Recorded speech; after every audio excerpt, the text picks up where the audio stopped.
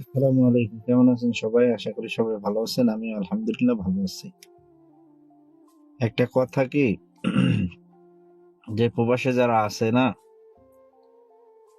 যারা প্রবাসে আছে মাস শেষ হইলে বেতন পায়, বাড়িতে টাকা পাঠায়, সবকিছু মিললে ভালোভাবেই চলে।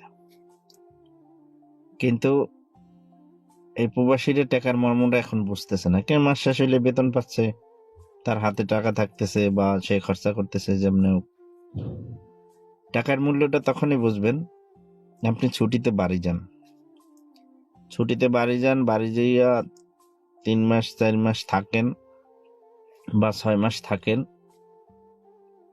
থাকার পরে আপনি যখন ২ মাস ৩ মাস থাকবেন, থাকার পরেই আপনার হাতে যখন টাকা না থাকবে তখন আপনি হয়তো কেউ কাছে চাইবেন বা হয়তো ব্যাংক থেকে লোন উঠাইতে চাইবেন বা কেউর কাছে চাইবেন, মানে নিজে চলার জন্য। যখন আপনি না পাইবেন, পাইলে তো ভালো, আর না পাইলে তখন আপনি বুঝবেন যে টাকার মানে কতটা জরুরি দরকার, তখন আপনি বুঝবেন।